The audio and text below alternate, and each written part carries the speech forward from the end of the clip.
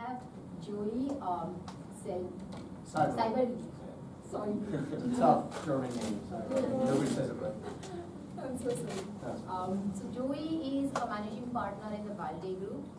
If I quote the group's statement, they are actively involved in shaping up the healthcare industry's future. Joey has loads of experience in finance and healthcare, and as you can see, his specialties are strategic development, business process redesign, competitive analysis, vendor assessment and selection, work planning and resource allocation, and system development. System development life cycle, so SDLC. So without further ado, let me hand over to Julie. Great. Please welcome and thanks so much for giving us your Great, time.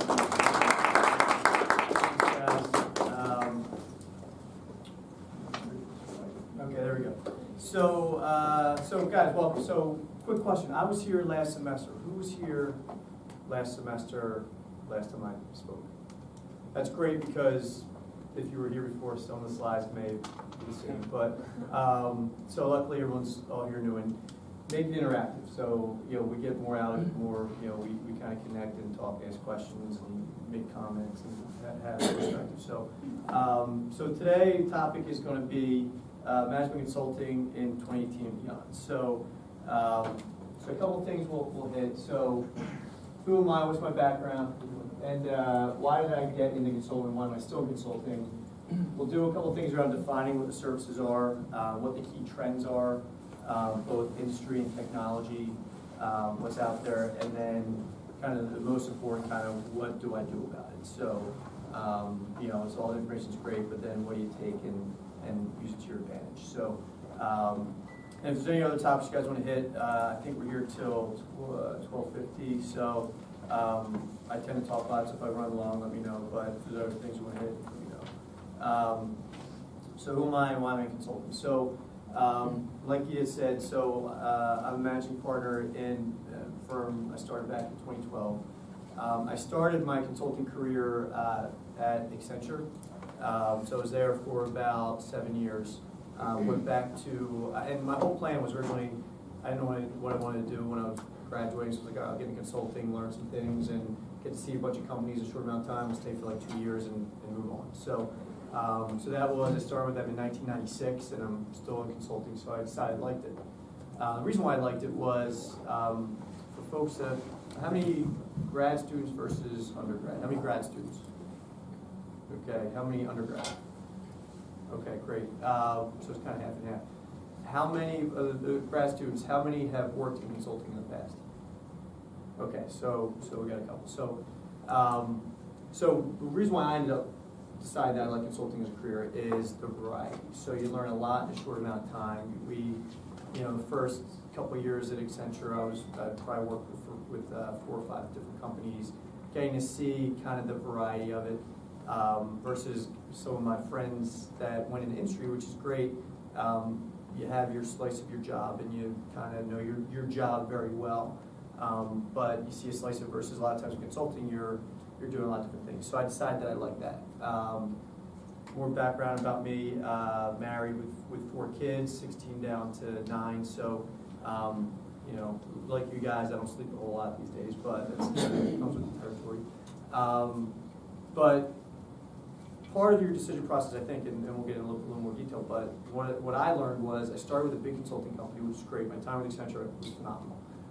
Great base to start learning how to kind of grow up in the corporate world and understand how to attack problems and things like that. Went back to grad school. I got an MBA from Georgetown, and then I realized I wanted to, hey, I was part of a big company. Let me try kind of a small company too. So went down that route. Started a company back in probably. So I was in grad school from old, right? So 02 to 04.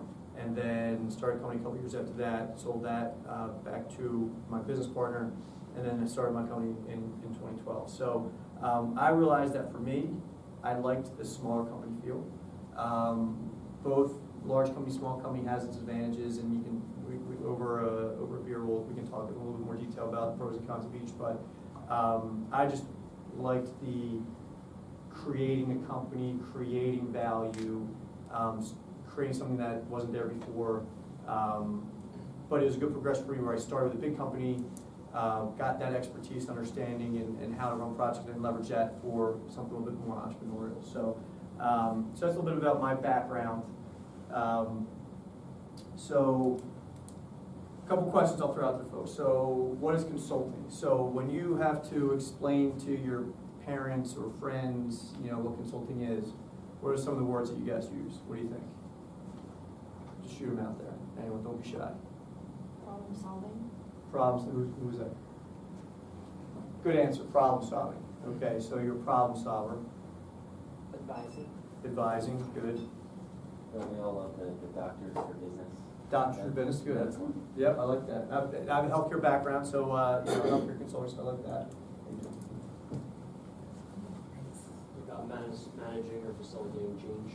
Good. Yep. Exactly right. So, so really, in my mind, to encapsulate into kind of one thing was right off the bat, you hit it. So problem solving. So between helping with change or whatever, at the end of the day, you have some kind of business challenge that your clients need help with, and you have to. Sometimes they're kind of easy, sometimes they're pretty complex, and it's especially the complex ones. You have to break it down into smaller components and solve it for your clients. So. Your clients would be paying for your services if they didn't have some sort of need that's a business challenge or problem. So that's kind of, when my 88-year-old dad, who was a teacher his whole life, says, what the heck do you do? I explained to him, and I try to give more detail. He has no idea what I'm talking about, so I'm like, well, problem solver. So that just kind of lets him move off of the topic and stop harassing me about it. So why do companies, a couple reasons why companies hire consultants. So what do you guys think? Why do, when you guys were in it, why do you, Consultants might have expertise that the company doesn't. okay, good. Expertise, some kind of skill set you don't have. From an external perspective. Very good, external perspective. Okay. Every company has to change eventually. Yeah, and you need help to change. Good. Yeah. Consultants generally have knowledge of best practices for other companies. Also. Good, yeah, knowledge base and expertise, best of breed skills. So, there's a million reasons, but some of the ones that, and you guys did come up with them. So independent thinkers, consultants that are independent are independent, provide objective view, challenges and solutions. What I'll say with that independence is, one of the things that you'll learn if you haven't yet in the workforce is there's always politics that you have to navigate. So, it's understanding what the answer is, and sometimes you have to find the right language to give the right answer. Sometimes it's for a client, it's a smack in the face. It's you, Mr. or Ms. client are doing this wrong, your team's doing this wrong, here's how we can help. There's always good ways to deliver a tough message. Expertise, like we talked about, consultants have a skill set. One of the things I used to do in my earlier career was we used to put in ERP packages, which people sell at the time. And companies are paying a lot of money and paying consultants a lot of money to do that, have the expertise. So things like blockchain and things that are the higher skills now, companies will pay a premium for, so having that expertise. Expense, actually, this is a surprising one sometimes for people where they'll say, well, the company's paying somebody's salary of this and bring a consultant, it's 2 times that. Well, sometimes when a company hires somebody to do a certain amount of work, and depending on what that work is structured as, over the long term it's more expensive because, all right, you have a project-based thing or whatever you need to do, you have a bubble of work that has to take 6 or 12 months, and hiring someone to do that, then what happens after 6 to 12 months consultant, they can have you leave, so you can move on to the next project. An employee, now they have to figure out what to do with it, and there's benefits and all kinds of things that go with that. Capacity, sometimes they just don't have time to do it. So they have the ability to do it, they just, bandwidth compared to deadlines, they just need some help. And decision making. So there are times when you have to do the dirty work and be the decision maker when you have, and I've seen this in some of my clients I've worked with, wishy-washy or politics, nobody can make a decision. They need an independent group to come in to say, here's what we're going to do. So there are a couple of the reasons that I see. So some of the skills you need to become a good consultant. So what do you guys think that would be? And very, very much so. Consulting is a relationship kind kind of job, exactly. Critical thinking. Critical thinking, very good, yeah. Analytical skills. Analytical skills, right? Yep, this side of the room, what do you think? Give me something on this side. Good. They like communicate complicated ideas. Yeah, simplify, that's a good one, simplify complex ideas. I'm gonna steal that, that's not on my slide, I'm stealing that for the next time. So one of the things I put first is listening. So there's a reason why that's the number one thing for me. So clients will judge you on your questions, not always your answers, right? So if you walk in and you're asking the right questions that are well thought out, showing that you understand, you know, what the different challenges are that they have, they're going to say, okay, that person really knows what we're talking about. One of the things that you'll learn soon, if you haven't learned it yet, is you don't walk in with the answer, because you don't know the answer. You know a starting point. You know what other companies have done. Every company's different. Every client's different. If you walk into somebody and say, yep, here's your answer, that's meeting one, they're going to bounce you out in a minute. Say, well, you don't know us, you don't know me. What they want you to do is come in and ask questions and get an understanding, digest it, apply that to what you do know and what's happened out in the marketplace or other business cases that have applied, and then come back with the answer. So listening's a big one. Problem solving we talked about, creative thinking. Intellectual flexibility. This is one where there's never one way to solve a problem. And with my team, we have some folks that, my whole team, they're all very smart. And with intelligence comes confidence. Confidence says my way is the way. There is not one way to solve a problem. And I always kind of beat that dead horse into them to say, look, let's find the right way to do it. The ability to work as part of a team, absolutely. The ability to have those interpersonal skills that you mentioned. If you don't have interpersonal skills, it doesn't matter if you have the highest IQ around, no one's going to want to work with you, and you won't be successful. It's the ability to create a rapport quickly and to start talking to people and not be afraid to walk into a room and kind of own the discussion, drive the discussion, having those skills. And then analytical skills. Yeah, I mean, that's a big one where you have a complex issue, you need to solve it, you need to have that analytical expertise and mindset to be able to tackle those problems. All right, so there are a couple ways to define it, just to have like a common ground for everybody. Here's a way to define consulting: strategy, operations, HR, technology, and financial advisory. So we won't exhaust the whole list, but strategy, it kind of speaks for itself. What's the corporate strategy? What's the direction? What's M&A, org strategy, functional strategy. Operations, we do a ton of process design. You guys, I'll give you guys a slide, so you guys can have it. Don't worry about it. You can take it. You have to pay me $1, you can get the slides. It's consulting. No one works for free. Operations, we do a lot of process change, process management. Sorry, guys. HR, technology, financial advisory. One thing I'll say when you get into consulting is you're normally not one silo, right? So these are the types of, what I would say, types of projects you'll get. I can say with our company, we've done everything in the first 4 of the 5. So we're not financial advisory. We're not going to tell people how to invest their money, but and we're not risk managers. That's a whole different skill set. But we do strategy, we do ops, we do HR from org design, we do technology advisory, ERP implementation. Well, we haven't done ERP implementations, but we've done data analytics. We're not application developers, but we manage projects that are technology related. So that's kind of a snapshot how you can look at it. So when you're going and looking at types of consulting that you'd like to do, just set that expectation that if you want to only do strategy consulting, that's great. You're going to get pulled into some of these other things. It's going to happen. So just be prepared for that. And we'll talk a little bit about where the volume of work is. So if you say I want to work for McKinsey, be a strategy consultant, that's great. That's good. There's going to be all those other projects that come downstream from that strategy that you could get involved with. That could be an awesome project for you. So that's kind of one way to look at it. Just to give you kind of a little bit of real world to say, what does my company do, for example? So as an example of a company, in the last year or so, these are some of the things we've done, financial modeling. So what's the ROI on the investment of new enrollment platform? If you don't learn anything today, write down ROI. Because every client is gonna say, okay, I'm gonna pay you this, what am I gonna get back for it and when?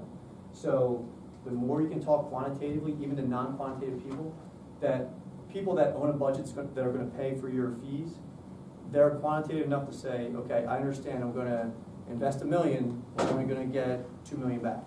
And what's the ROI on that, and what is that payback period? So we've done financial modeling, organizational design, staffing models, how should we utilize, we do a lot of hospital call centers. So our company, also one of the things that I realized over doing my consulting career is I like healthcare. So I like the healthcare industry is one that's very changed every day. You put on, choose your news channel and you'll see, all kinds of things about healthcare and what's getting improved and not getting improved. All the opportunities around that. Whenever there's anything that's in flux, that, again, write this one down. When there's something that's in flux, that's a consulting opportunity. If you have a skill set, people are going to need that. So we do, we do organizational design. So what I was saying was we do a lot of call center optimization for hospital systems. So part of that is we're designing marketing strategy. What our client segments have the strongest growth opportunities. So your clients need to sell, right? So how do you market and sell the products? Operations, we do stuff that's also around very operational focused. Of it all comes out, hey, my bill's wrong for my client. Why is it wrong? Well, you have to trace it back to that point of being analytical. Okay, a bill being wrong could be one of a ton of different things that lead up to that bill that goes out. So we do a lot of that work. Okay. Next question. What's the order of the, oh, by the way, I know there's no lunch today and it's the lunch hour. If anybody's hungry, feel free to go, bring your lunch, bring it back. Bring some for all of us. But no, seriously, if you guys are hungry, I get it. If you have four more hours of class after this, go eat and bring it back. So strategy, ops, HR, tech, and financial advisory. What do you guys think from an order of largest to smallest from dollars? What do you think? What do you guys think is the biggest? Guess. Financial advisory. Okay, good guess. Tech. Tech. Got it. You're Okay. saying what they pay the most? Pay the most. Yeah. The highest in aggregate number of fees they can earn. Strategy. Okay. All right. What do you think is the smallest? Strategy.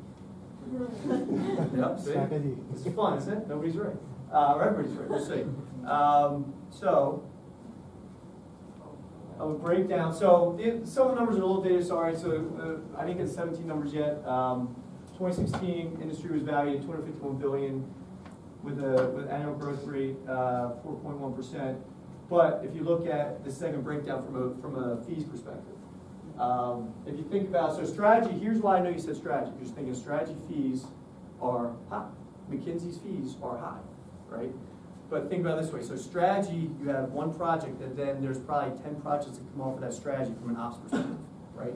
So ops and financial, whoever said financial advisory, that's a good guess as well. Technology, I was actually surprised tech wasn't further up from percentage. Strategy and HR, you figure strategy is really kind of the lead spear of a bunch of different things, right? So yeah. Sort of a later question, but why did it take McKinsey so long to start getting into more of the ops after the strategy? That's a great question. And from what I've seen, they don't do still a whole lot of that. Sure. It's still, so part of it is, my guess, one guy's opinion would be, and I have a lot of friends with McKinsey consultants, they want to come in. I can tell you at times the easier thing to do, and if you work for, did you work for McKinsey? All right, the next 2 minutes you work for McKinsey. If he said it the next, I would say to him, like, the easier thing to do is to come up with the grand strategy. I'm gonna, you should get into these markets. The harder thing to do is to roll up your sleeves and do it, right? So McKinsey, a great company. And one of the things that companies pay for, and I see it in action every day, they pay for the McKinsey research. So McKinsey does a ton of research and a ton of investment in industry trends and things like that. So not only they're paying for, you know, you to walk in the door to do the work, but they're paying people in the background to do all that research. So that takes, you know, that takes a lot. So that's, you know, they need it. So that's, so if you're a company, one of my clients is Independence Blue Cross. So IBC pays McKinsey to come in. They're paying for the McKinsey guys to do some strategy work, but they're also paying for that research that drives that work. But the stuff that really is the stuff that they pay in aggregate more money for, not by hourly rate, but by, you know, in aggregate, is the stuff to implement those strategies. I will say too, companies will bring in a McKinsey to, or any named strategy firm to appease their board. So if something goes wrong, we brought McKinsey in. You know, we brought BCG in. You know, they screwed up, not us. So that's what, you know, another thing, you know, as you get into kind of the more senior ranks in consulting, you have to look out for is, are you a scapegoat? Is there a Titanic project that they're just bringing somebody in that's already sunk, but they want to put somebody else's name on it so they keep their job? I've seen that in action. I've turned down projects because of that. I've taken on project turnarounds because there is potential there, but there are some projects you don't put your hands on because it's already set. You don't want to be the last person holding the project. To answer your question though, I think it's also a skill set. They're very, McKinsey, for example, very good at strategy work. They have the best frameworks. They have the best, and they've been very good over the years and decades to put that stuff together and use it in action and have the naked brains. So they go in, they drive the strategy, they go on to the next thing. The one thing if you're getting a strategy, keep in mind from a lifestyle perspective, you know, there's only so many strategy, large strategy works that are going to happen in the Philly area. There's only so many big companies, right? So the guys that are doing the strategy work, they're all over the place, you know, because you do strategy for this, in my case, Independence Blue Cross, then they're going to go to the next Blues plant in Minnesota to do similar work over there. But back to the original point of, I mostly play in this area, and that's because there's a ton of opportunity. I used to, Accenture, I was 100% travel for a long time. For me, one of the things that you guys are going to think about is lifestyle. Consulting lifestyle, you have to go where the work is, right? There's a ton of work in the area, so I don't have to go Monday through Friday in a different city, because there's a ton of stuff that I can, you know, clients around here that can do that. If I was a strategy guy, I would be able to play more. You know, that's just a decision that I made. Some folks love to travel. You know, for me, you know, I did it a long time, and I said, okay, well, that's one of the reasons why I started my firm. You know, I wanted to kind of do it a little bit more on my terms. But anyway, so back to the point of the size. So some folks may be in the room a little surprised by kind of the aggregate spend, but yeah, those ops and those ops classes or ops projects are pretty profitable. Okay, so we'll talk a little bit about industry trends. So I broke it out between 5 buckets, 4 industry buckets: healthcare, financial services, manufacturing, energy, and then technology as a 5th bucket. Which actually really technology kind of spans, you know, the functional industries. So let's look at healthcare first. So uncertainty. So healthcare is uncertain. Every day it changes. You know, the ACA plans that Obama launched, we made a lot of money on putting them in, and we're going to make a lot of money, hopefully knock on wood, on whatever the next thing is. So you know, and the thing is, when you think about uncertainty equals opportunity when it comes to consulting. Now that comes with a skill set you need to have. You need to do your research, you need to do your homework, you need to understand so you can walk into that client and show that you understand, hey, this is how you implement these programs. But they're going to need help. Clients are always going to need help. As an example, we talked a little bit before about why clients hire consultants. Putting in those ACA plans, as an example, for health insurers, that's a bubble of work, right? So they're going to want to bring consultants in because that's a bubble of work that has, you know, an end date in their mind. That end date's usually further out than what they originally planned on because things always take longer than you think, at least from a client's perspective. But a lot of uncertainty, so that equals opportunity. Push towards consumerism. So before it was, you know, when, you know, 20 years ago, the healthcare industry was different than it is today, where there's a certain expectation. You went to the doctor told you what to do or what he or she was going to do, and you just took it for their word. You never questioned it. You never worried about the price of healthcare. Everybody got their benefits when they had a job. Very different today. So people, the transparency around what are the costs, what are, how do you navigate the system, right? So that whole consumerism, Amazon is a great company that's changing healthcare because they're making the retail feel so good. People are saying, wait, why can't we do it over here in our healthcare? Why do I have to, why does it have to be so complicated when I'm having knee surgery that I got to make 12 calls and I still, feel frustrated by that. Amazon, you have something and get it the next day. Well, they want to make I want to make one call and get whatever I need to get done. So, that's that consumerism where the flexibility, affordability, price and transparency, which is a big one right now these days with my clients, the price and transparency, what costs what. It's a huge issue, huge concern. Because if you talk to a pharmaceutical company, insurance executives are making all the money. You talk to a health insurance executive, pharmaceutical executives are making all the money. Hospitals are pissed off at everybody. So, so I think, and that whole transparency, and it's the right thing. It's the right thing to understand where the dollars are. And that's actually one of the things why I like working in healthcare, because clients that we are helping, I feel like we're doing the right thing. We're helping my 88-year-old man that, my dad, that, he calls up, and if I can work with a hospital that makes his call into their call center better, that actually gives me a warm and fuzzy inside, so I like that. So, investment on expanding patient touch points and cost optimization and analytics tools.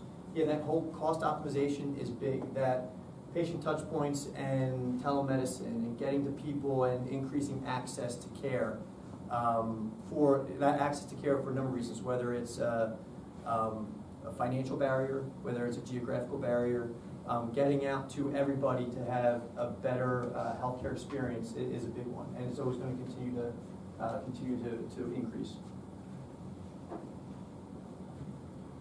Financial services. I have a couple bullet points here. Financial crimes management.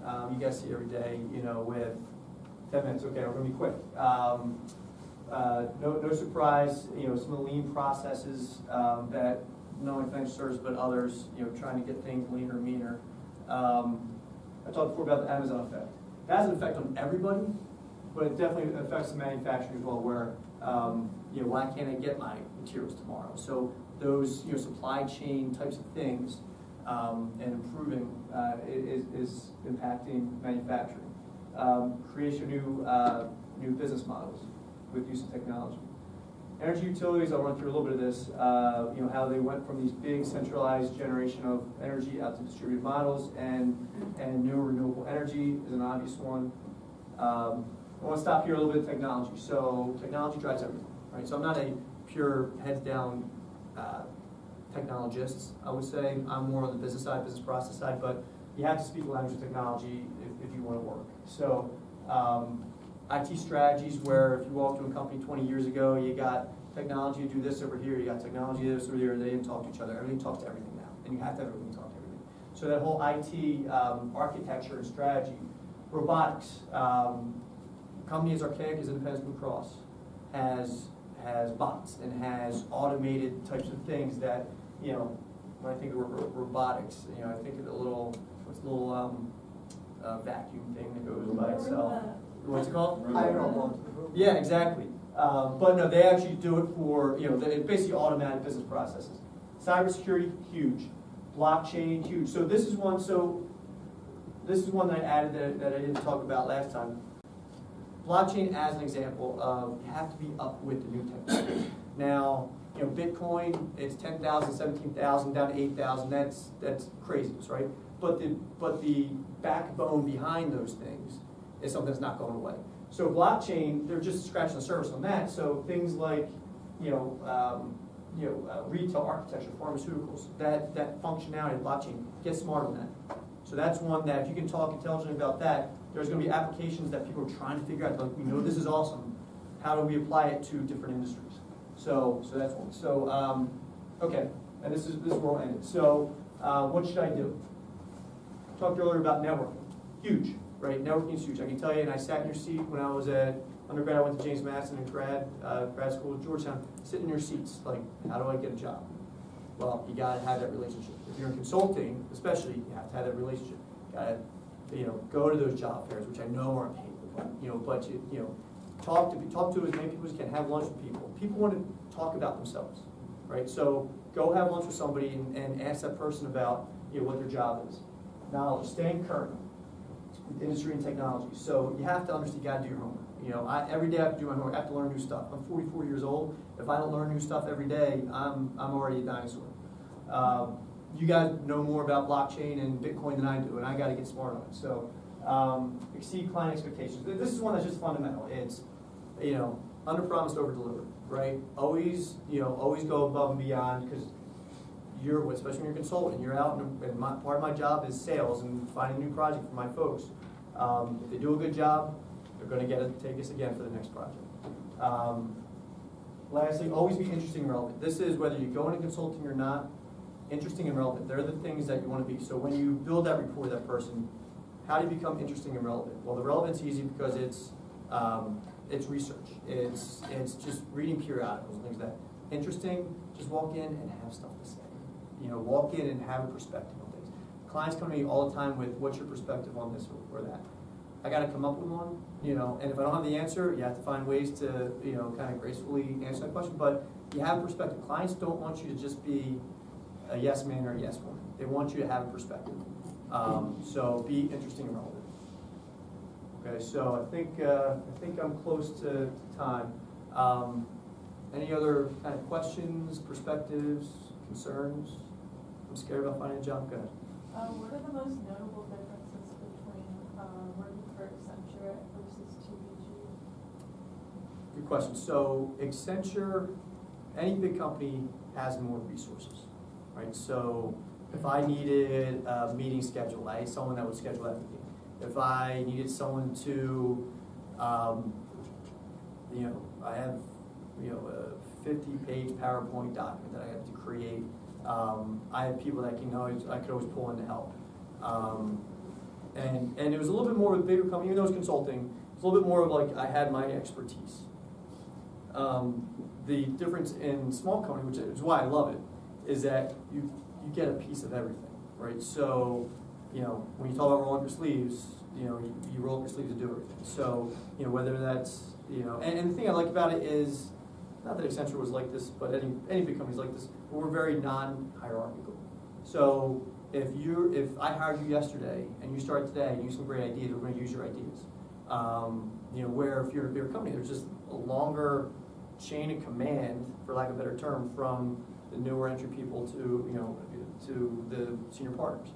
So, which I guess I don't even know if they call them partners anymore because they're a public company. But anyway, so it's whether it's consulting or not, any smaller company, the thing that's the beauty of a smaller company is that you learn a lot. You see a lot, from all aspects of the company, both the front side that the client sees and the back end, of invoicing, collecting, office space, all that kind of stuff where you kind of come together and solve it together. Does that answer your question? Yeah.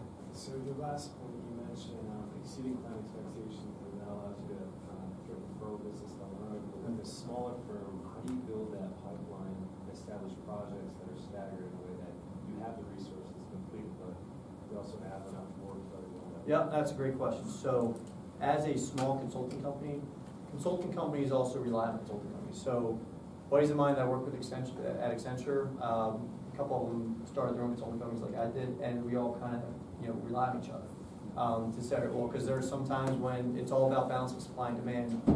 Supply of your people, demand of projects. In a perfect world, that's always balanced, and it never is. It's never a perfect world. So either we have nobody on the bench who aren't on projects, and something comes up, and we have to, either pull a backfill for some of our people, or work with other consulting companies that say, okay, look, I got this project.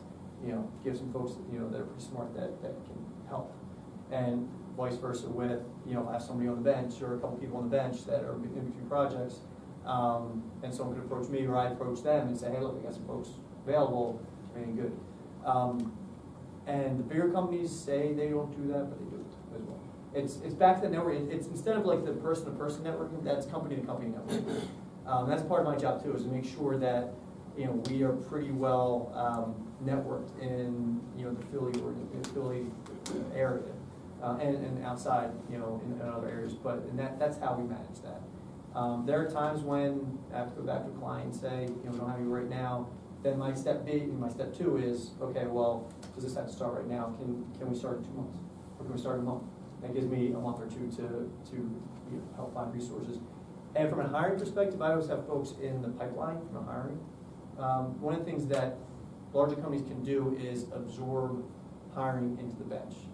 The smaller the company that you are, the less you can hire a large number of people onto the bench. So I'm not going to go out and hire a 20-person start group, because that's just, I don't have the work, the way we work, a small company will do that, where, I started with Accenture, now I was at Seiberlich. Normally those start groups at the time were like 20 people or so, but they have a different engine. Does that answer your question? Makes perfect sense. Yeah, okay, great. I was surprised to see human resources so far there on the list.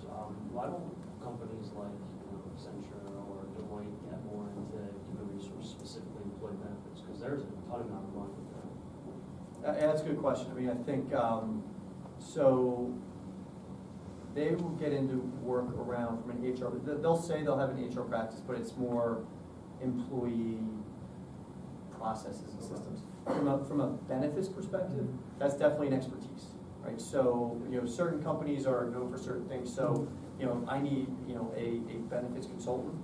I'm gonna call it benefits person, because from my perspective, if I'm representing my employees, I would need to represent to them. I'm bringing the best folks in that are their bread and butter HR.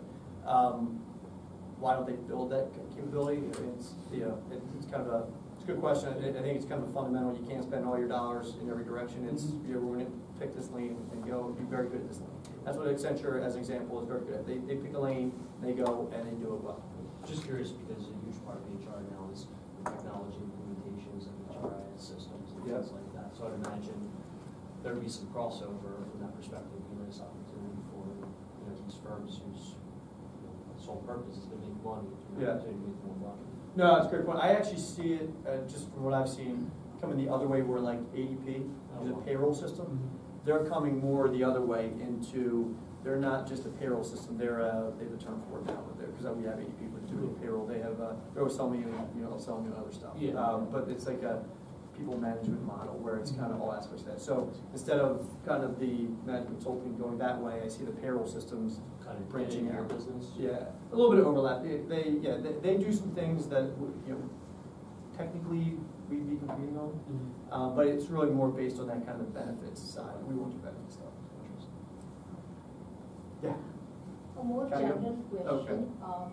What is a day in the life of consultant? That's a good question. So the reason why I like consulting is because it's very varied. Every project's different. There are consistencies in everything, right? So for us, we have consistencies in how we kick off a project, how we launch it. What are the materials and the tools that we use to start a project? That's the consistency. But then there's the variability of, you always have different personalities. You have, every client you have is big enough, you're going to have some people that are great to work with and some people that everybody avoids. And so, with that, it's especially in a smaller company, my time can be anywhere from the doing of the work, because I still work with clients to do some deliveries and projects, or work with folks doing delivery, to the kind of the management of the people stuff. What's our review process look like? What are the tools that we use to make sure our consultants feel an identity? Because one of the things it's a good question, because that leads me to a point that I wanted to make. So one of the challenges that every consulting company has, big or small, is your job for the most part is to be out of the client site. So in a normal kind of industry company, you go to your desk every day, you know all the people that are all at the offices all around you. When you're a consultant, you're out. So bringing that back to say, you're not just an extension of your client, even though you've worked there for a year. You're part of the fabric of this consulting firm. That's a challenge that everybody faces. So we do a lot of external stuff. Besides the client stuff, that's kind of external facing. We do a lot of internal stuff, a lot of service projects, a lot of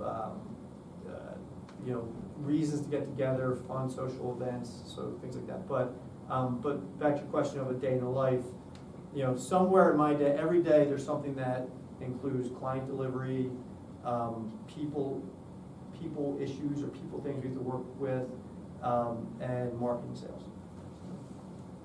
So question. Just sorry to interrupt, but we have time just for one last question. Okay, you're the winner. Make it a good one. There's a lot of pressure now. Do consultants ever need consultants?